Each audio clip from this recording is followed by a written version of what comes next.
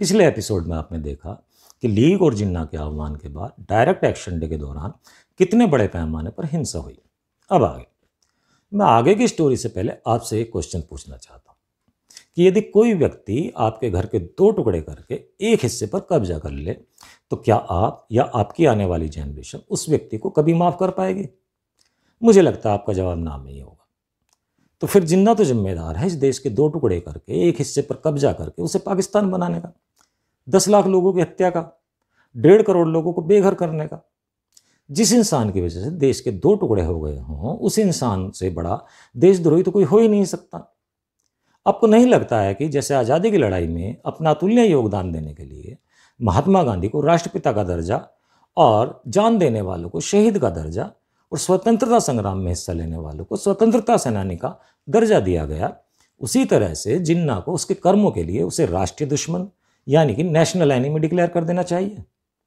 इस बारे में आपकी क्या राय है कमेंट में जरूर बताइएगा। अब आते हैं बंटवारे के ऊपर।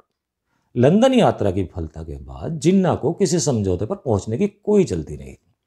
वे सोच रहे थे कि समय के साथ पूरा बंगाल और पंजाब उन्हें पाकिस्तान के हिस्से में मिल जाएगा। बस परेशानी यह थी कि इन दोनों प्रदेशों में गैर मुस्लिम भी बहुत बड़ी संख्या में थे, इसलिए इन्हें हासिल करना कोई आसान काम नहीं था। डायरेक्ट एक्शन डे के कारण हुई हिंसा ने कांग्रेस को भी दबाव में ला दिया। ज्यादातर लीडर्स को लगा कि यदि इनकी पार्टीशन की मांग मान ली जाए तो दंगे रुक सकते हैं। दुखी मन से नेहरू और कांग्रेस लीडर्स ने पार्टीशन की बात मानने की तैयारी शुरू कर दी, लेकिन पार्टीशन की मांग मानने के बाद भी दंगे नहीं रुके। जब सीमाओं का निर्धारण हुआ तो ये अब तक के सबसे भयानक रूप लेकर सामने आए। जब इस बारे में नेहरू से पत्रकार ने सवाल किया कि आप पार्टीशन के लिए तैयार क्यों हो गए, तो नेहरू ने कहा कि हम बूढ़े हो चुके थे, हम थक चुके थे और इस उम्र में हमारे अंदर जेल जाने की ताकत नहीं बची थी। उधर क्योंकि सेकेंड वर्ल्ड वॉर के बाद इंग्लैंड की फाइनेंशियल पोजीशन बिल्कुल वीक हो चुकी थी और इंटरनेशनल लेवल पर भी हालात बदल चुके थे, तो लगातार इंडियंस की आज़ादी की डिमांड को दबाए रखने के लिए इंटरनेशनल कम्युनिटी को भी एग्री करना अब आसान नहीं रह गया था। पोजीशन ऐसी बन गई कि ब्रिटिशर्स को इंडिया को आज़ाद करना ही उनके लिए सही था। इसीलिए ब्रिटिश पीएम क्लेमेंट एटली इंडिया से जल्दी ही वापस जाना चाहते थे, लेकिन उसके लिए इन्हें वायसराय वेवल पर भरोसा नहीं था। उनको नहीं लगता था कि वेवल इतनी बड़ी प्रॉब्लम को सुलझा पाएंगे। इसलिए उन्होंने 20 फरवरी 1947 को वायसराय की पोस्ट पर लॉर्ड माउंटबेटन को नियुक्त किया और डिक्लेयर किया कि ब्रिटेन जून 1948 से पहले इंडिया को सत्ता सौंप देगा। जिन्ना के लगातार असहयोग और दंगों की वजह से कांग्रेस भी तब तक इंडिया के पार्टीशन के लिए तैयार होती नजर आ रही थी और कांग्रेस ने कहा कि यदि पाकिस्तान को स्वतंत्र होना है तो बंगाल का और पंजाब का बंटवारा होगा। जिन्ना 5 अप्रैल से लेकर लगातार 6 दिन तक माउंटबेटन से मिले और पाकिस्तान के निर्माण पर जोर देते रहे। जिन्ना को डर था कि कहीं ब्रिटिशर्स एंड में पावर कहीं कांग्रेस के होल्ड वाली कॉन्स्टिट्यूशन असेंबली को ना सौंप दे। अगर ऐसा हुआ तो पाकिस्तान बनना मुश्किल हो जाएगा। इसके लिए उन्होंने माउंटबेटन से मांग की कि आज़ादी से पहले सेना का बंटवारा कर दिया जाए। माउंटबेटन ने जिन्ना के साथ अपनी इन सारी मीटिंग्स की बातचीत में ये कंक्लूजन निकाला कि यदि पाकिस्तान की डिमांड नहीं स्वीकार करी गई तो लीग हथियारों का सहारा लेकर पाकिस्तान बनाने की कोशिश करेगी और भयानक हिंसा का दौर शुरू हो जाएगा।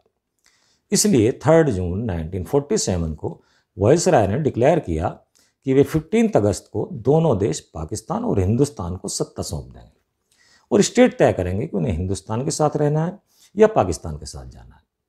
इसके बाद बंगाल और पंजाब में वोट पड़े, जिसमें पंजाब और बंगाल का बंटवारा होना तय हुआ।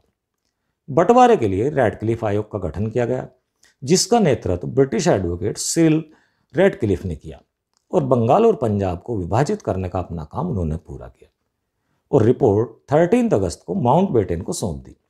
बेटन ने 17 अगस्त तक ये नक्शे अपने पास ही रखे क्योंकि वे किसी भी देश की फ्रीडम के सेलिब्रेशन को खराब नहीं करना चाहते थे।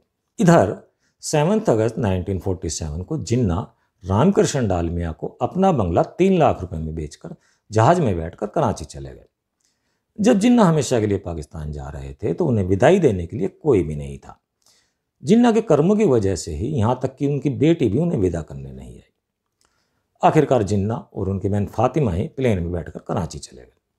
यहाँ एक बात और नोटिस करने की है कि जिन्ना के बेटे दीना ने पार्टीशन के बाद रहने के लिए इंडिया को चुना और पाकिस्तान नहीं गई। आखिर वह घड़ी आ ही गई जिसका हर हिंदुस्तानी को सदियों से इंतजार था, जिस पल के लिए लाखों लोगों ने अपनी जिंदगी कुर्बान की अंग्रेजों के जुल्म से। 14 अगस्त रात्रि 12 बजे भारत आज़ाद हुआ और 15 अगस्त की सुबह भारत के लिए एक नया स्वर्णिम भविष्य की उम्मीद लेकर आई। पूरा देश तो आज़ादी की खुशी मना रहा था, लेकिन बंगाल और पंजाब ने इसकी बहुत बड़ी कीमत चुकाई। दोनों स्टेट के टुकड़े हो गए। हमें आज़ादी तो मिली, लेकिन एक बहुत बड़ी कीमत चुकाने के बाद जिन्ना की वजह से देश के 2 टुकड़े हुए, 10 लाख लोगों को अपनी जान खोनी पड़ी और 1.5 करोड़ लोगों को बेघर होना पड़ा। जिन लोगों ने बंटवारे के ये जख्म खाए थे, वो जख्म आज भी उनके परिवार के लोगों को टीस देते हैं। जिनके अपने इस बंटवारे की बलि चढ़ गए और जिन्होंने अपना पूरा परिवार खो दिया, उनके मन में आज भी एक ख्याल आता है कि आखिर उनका कसूर क्या था, क्यों वे एक आदमी की जिद का शिकार बने। उनके मन में सवाल उठता है कि अगर ये नरसंहार होना ही था तो हमारे नेताओं ने आखिर जिन्ना की मांग क्यों मानी। ये वो जख्म है जो कि भरने में भी बहुत समय लगेगा। दोस्तों, अब जिन्ना की स्टोरी को यहीं समाप्त करते हैं, और अगर आप जिन्ना की पूरी स्टोरी देखना चाहते हैं तो मैंने पिछले सभी एपिसोड के लिंक डिस्क्रिप्शन में दे दिए हैं।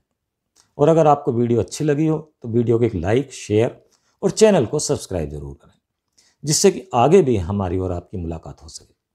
Thank you. मिलते हैं अगले वीडियो में।